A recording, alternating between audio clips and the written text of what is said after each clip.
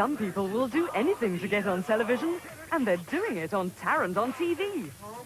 Even Chris is speechless for once. Saturday Fun in 1020 HTV. We join the ITN News after the break. Word of warning.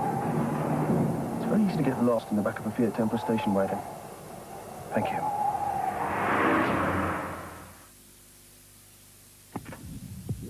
The first time I saw her, it's just amazing.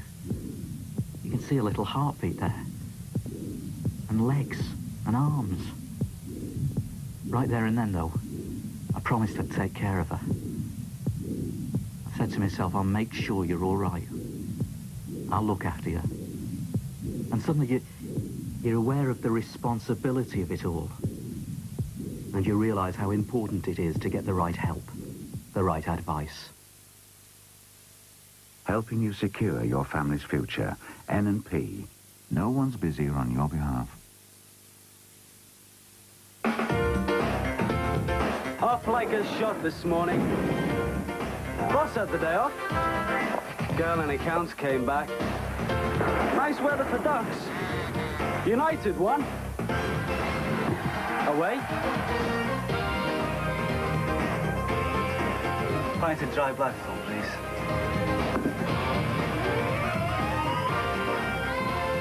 Definitely a dry Blackthorn day.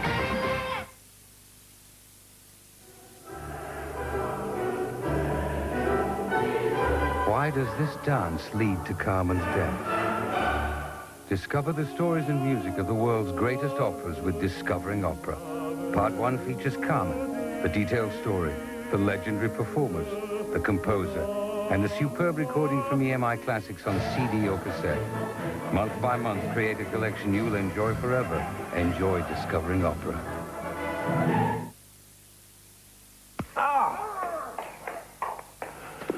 Oh, the Fiat Uno. Perfect for the independent woman. Thank you.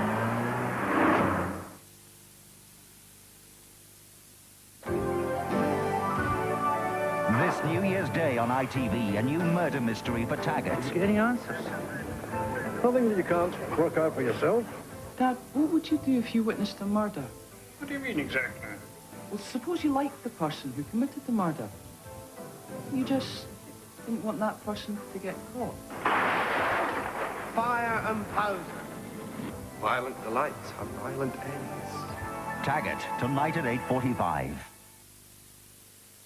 You're watching HTV West.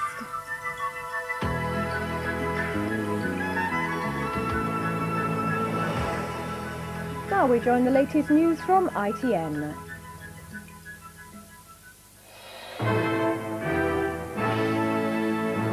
The news from ITN.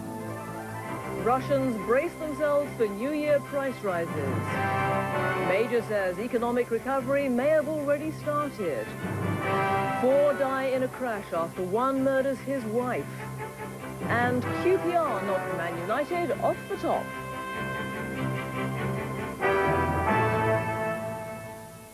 Good evening. Russia will wake up tomorrow morning to huge price rises. On average, there'll be a 3-fold increase in the cost of food and travel. Other things will go up even more. The people are already short of food.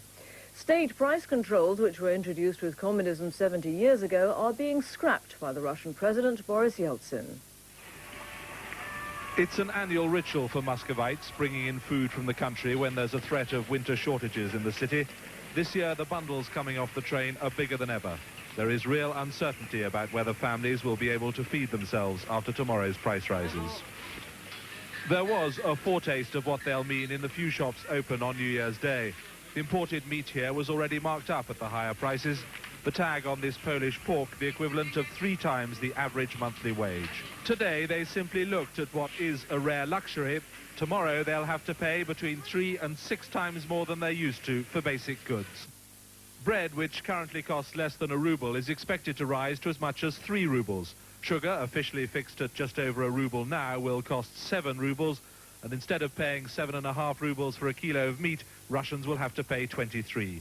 Just to put those 3 items in a shopping basket will cost someone on the minimum wage 3 days' pay. The judgment of this shopper: only millionaires can afford to pay these prices, and we don't have many of them. The theory is that the new prices will jolt the Soviet economy into life and stimulate production. But even within Boris Yeltsin's own government, there are doubts about whether it will work. In theory, these reforms should bring the prosperity and should fill the shelves of the shops in Moscow and other cities of Russia. But in practice, I'm afraid that it will not happen in this way. And it's not by chance many people are calling tomorrow, the 2nd of January, as a Black Thursday in Russian history. At Moscow's New Year celebrations last night, a small cluster of red flags provided a reminder of the economic system Russia has now abandoned. There's little regret for the passing of communist economics, but neither the people nor the government are really convinced that Russia is ready for a market economy. According to one estimate, the effect of such dramatic price rises while wages remain static will be to put 136 million people below the poverty line. So it's scarcely surprising that some members of Mr. Yeltsin's team are extremely nervous about this experiment and fear there'll be social unrest before the month is out if it doesn't work. Edward Sturton, ITN, Moscow. Here, the Prime Minister says the economy will move out of recession in the coming months, and they have already started to do so. In a radio interview, he said the recession had been deeper and longer than expected, and he warned that interest rates would go up if necessary. But he wouldn't be drawn on when to expect the first signs of recovery. They will depend upon the individual decisions of hundreds of thousands of companies, and we can only make a forecast and a judgment about that. My judgment is, although it is jagged and irregular, that in retrospect we will look back and say it has already started as we speak. Labour's Gerald Kaufman said Mr Major's remarks show he's a Tory leader who knows that he's beaten. The Liberal Democrats, Alan Beef, said the new year needed not just a new government, but a fresh start to the way we run Britain. A man who murdered his estranged wife and stabbed other members of her family when he turned up at their New Year's Eve party in North Wales was himself killed soon afterwards. As he drove away from his wife's guest house in Llandudno, his car hit another one at Taggart. He and the 3 men in the other car were all killed. Denise Reynolds was enjoying a New Year's Eve party with her family at her guest house in Llandudno when her estranged husband Vernon burst in and attacked her with a knife. Mrs. Reynolds died from multiple stab wounds. 5 other people were wounded. Her father and sister have undergone emergency surgery but are now out of danger. Police immediately launched a murder inquiry and began a search for Mr. Reynolds. But half an hour later, he too was dead. Reynolds had fled the town in the family's Morris Tal, but 10 miles down the Conwy Valley at Taggart, it collided head-on with a Mini. Both he and the driver and 2 passengers in the Mini died at the scene. Police are appealing for witnesses to the crash. In Llandudno today, the family guest house was deserted. Mrs. Reynolds' shoes still lay where they'd fallen as she tried to flee.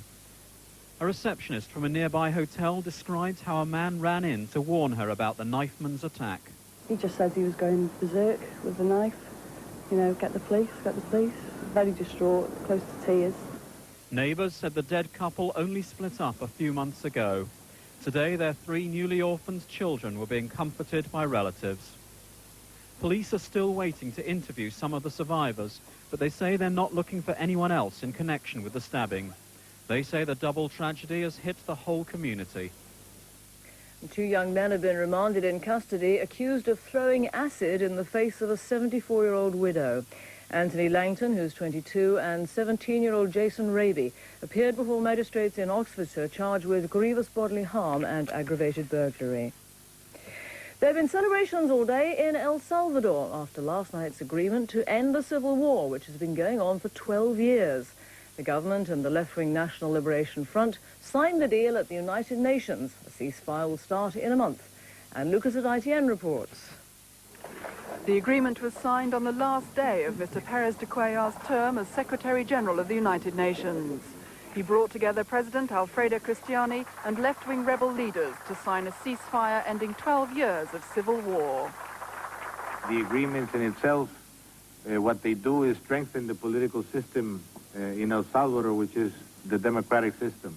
As the news broke in the capital San Salvador, spontaneous celebrations spread through the streets. President Cristiani said it was not a victory for the government or the rebel forces. The winners were the Salvadoran people. The formal ceasefire comes into effect on February the 1st, ending a war that has claimed 75,000 lives. The United States backed the right-wing government despite the notorious death squads, which murdered thousands of government opponents. But moments after the peace agreement was signed, a car bomb exploded in San Salvador. It's believed the target was a hotel used by foreign news agencies and journalists. No one was injured. In Yugoslavia, the United Nations envoy Cyrus Vance says that both Serbia and Croatia have now accepted a UN peacekeeping plan in its entirety, which should lead to a peacekeeping force being allowed in. But there was no sign of a let-up in the fighting today. Federal Army troops attacked Zadar, Karlovac and Vinkovci. Forces loyal to President Gamsakhurdia of Georgia opened fire on opposition forces besieging the Republic's parliament in the capital Tbilisi. The president has been trapped in there under fire himself since before Christmas. We were inside Georgia's besieged parliament building attempting to speak to President Gamsakhurdia when one of his T-55 tanks swung out of a courtyard, pointed its barrel down Tbilisi's main boulevard and opened fire. It was the start of a new offensive to try and regain parts of the city lost to the opposition. Within minutes, there was a response. 2 howitzers stationed at the far end of the boulevard sent high explosive shells back into the parliament building. There is as yet no way of knowing how many people have been killed or injured here today. James Mates, ITN, Tbilisi, Georgia. Soccer, Manchester United are off the top of the First Division of the Barclays League. Queen's Park Rangers trounced them 4-1 at Old Trafford. Leeds take over after they beat West Ham 3-1. Leeds put some disappointing recent draws behind them. Gary McAllister showing skill and power for the first goal at Upton Park, delighting their travelling support and his teammates. In the closing minutes, they showed just why they are challenging for the title. Rod Wallace turning provider, Lee Chapman with his second of the game to keep the pressure on Manchester United. At Old Trafford, a packed house and a TV audience were left gasping as Jerry Francis's improved Queen's Park Rangers scored 2 in 5 minutes, the first from Andy Sinton. Before Manager of the Month Alex Ferguson could catch his breath, the second, a delicate touch from Dennis Bailey, Schmeichel only helping it into the net, and worse was to follow. For years, Liverpool have been the masters of neat approach, one-touch football. But here's proof that at 1-1, perhaps you should try 9-touch football, or if you count the far post, 10. Dean Saunders' delight, not hard to understand. And finally, soccer's newest OBE, Gary Lineker, made one and scored one as Tottenham came from behind to win at Coventry. A splendid shot from England's #1. He thoroughly deserved the hug. So Leeds go back to the top of the table, but Manchester United still have 2 games in hand. Sheffield Wednesday stay third and Liverpool climb above Aston Villa.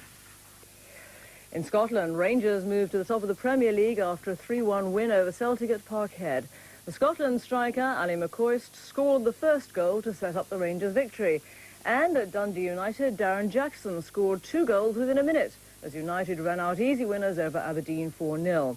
But Rangers stay at the top of the table could be short-lived if Hearts beat Hibs tonight. And that's the news and sport. From me and all of us here at ITN, bye for now. Have a nice evening.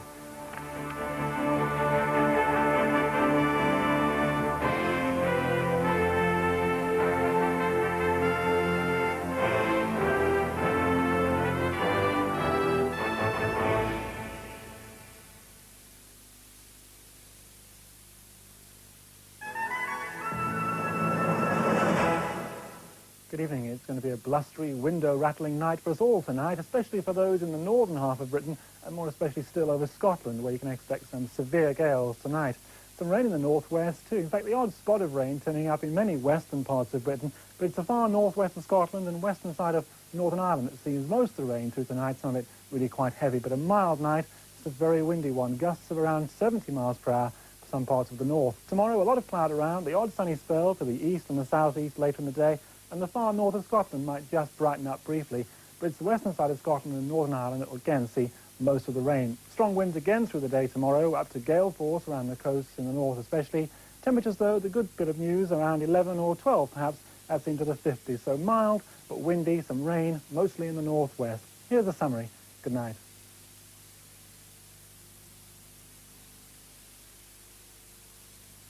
Now the weather forecast for the HTV West area. It's going to be a fairly cloudy night, but it should be dry just about everywhere, and it'll be quite mild too, with a temperature no lower than 8 or 9 degrees.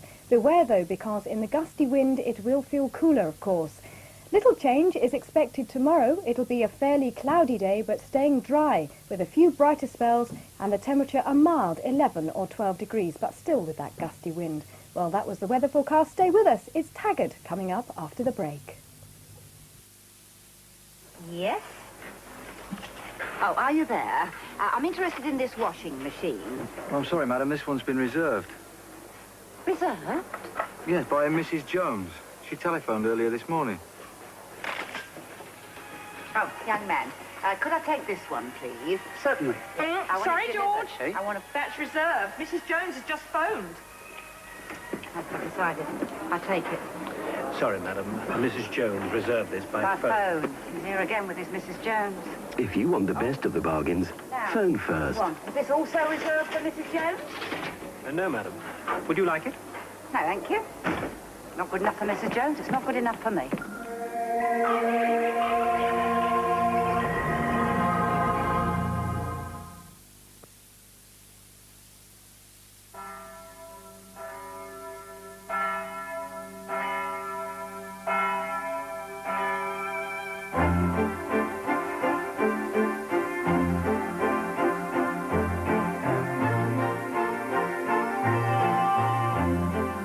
Inspired by the taste of freshly baked Italian breads, we took the finest mozzarella cheese, added the sauce of sun-ripened tomatoes, and the choicest toppings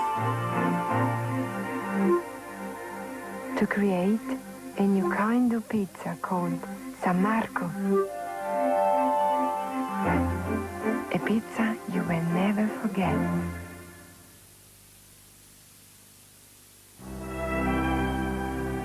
She knows how to take the very best care of her very best friend, because she's got Horse Sense. Now republished, Horse Sense tells you about horses and ponies, and how to make sure that your friend stays healthy and happy. There are lessons for beginners, as well as for riders who are more experienced, plus lots of helpful advice. And you get this wall chart free with Part 1.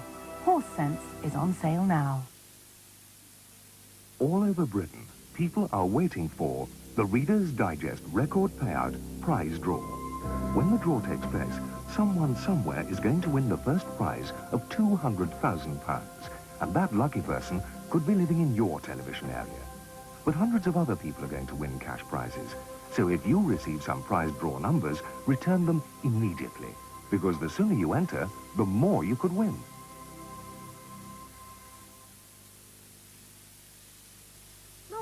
Want to do a play kiss?